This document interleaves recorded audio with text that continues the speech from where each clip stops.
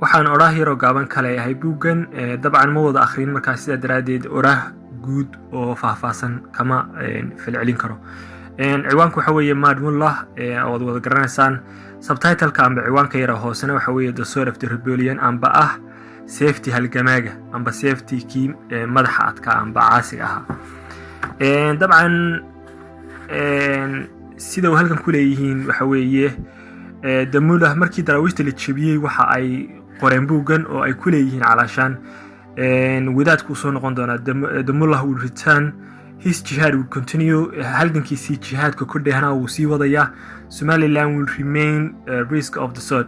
Somaliland amba intii la isku dhihi jiray Somaliland waxa ay khatar ugu jiri doontaa safety daraawiishta but for now laakiinse haddeer The Mullah and his dervishes were gone. wadaadka iyo daraawiishtiisii waa kuwo haddeer tegay amba ingiriisku ay suuliyeen. He was only phantom in the night waxa weeye riyo oo magaranaysaa riyo cabsiyeed oo kale oo habeenkii waa riyo haunt graynaysa amba waa riyo magaranaysaa argagax gelin doonta kuwii isaga yaqaanay amba isaga ka baqi jiray waa sayidkii daraawiishte. It was just matter of time until his return. daraawiishta inay soo rogal celiso waxay naga xiga waxa weeye waa waqti marka xigmadaan ugu danleeyahay waxa weeye 103 sano kadib hal qarni iyo 1920 ka daraawiishta la jabiyay ilaa iyo 2023 waxa weeye 103 sano kadib SSC maamulkoodii baa soo noqday. marka waxa ku tusinaysaa xataa walow daraawiishta ha tagto laakiinse sunnihii daraawiishta inuuna dhulka waqooyiga una ka suulin gaar ahaan dhulka waqooyi bari una ka suulin bay sii odaras gareeyeen amba sii saadaaliyeen. taasna soo noqoshada daraawiishtu imaatinka maamulka Khartoum waxa weeye soo noqoshada iyo soo rogal celinta daraawiishta taana waa mid la sii odarasay.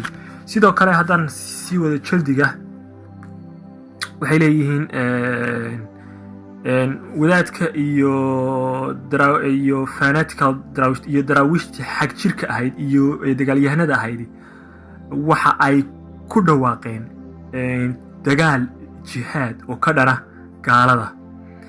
They have vowed waxay ballan ku qaadeen ama wacad ku mareen in ay ingiriiska badda ku shubi doonaan entire colony of the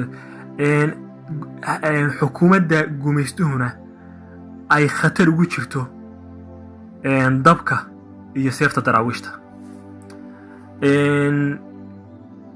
ingiriiska wax dib u gurashaa ma jirto. For the British there can be no retreat and for the Mullah there can be no surrender. ingiriiska wax dubay gurashaa ma jirto calaashan ingiriisku hore u soconaya ilaa ay yucada ka gaadhayaan daraawiishtana ka citirayaan. And for the Mullah there can be no surrender. wadaadka iyo daraawiishtana isma dhiibayaan ilaa kooda ugu dambeeya dhimanayo. For once the sword of the rebellion has been drawn. markan safety halgamaaga waa la soo saartay and the scar must be drawn. marka seefta galka laga saaro yani seefta waa la soo baxaya galkana waa la tuuraya calaashan waxa weeye daraawiishtu waxa weeye markan waa dhaarsan tahay oo markii dagaalku qarxay marka 20 sano ka hor halgankii daraawiishtu intoona bilaabeen. marka daraawiishtu markay ballan qaadeen inay gaalada si uun u kala dhacayaan 21 sano kadib daraawiishta waa laga saaray gobolada waqooyi bari halgan dheer kadib. dabcan walow daraawiishta la jabiyay haddana waxa weeye quluubta ummadda kamaysan bixin daraawiish. marka ingiriisku dabcan wuu dagaalyahanadu jabin karaa laakiinse ra'yiga revolutionka amba kacdoonka daraawiishtu waa mid noolaanaya oo waaraya aan abidna dhimanayn. tiina waa waynu aragnaa.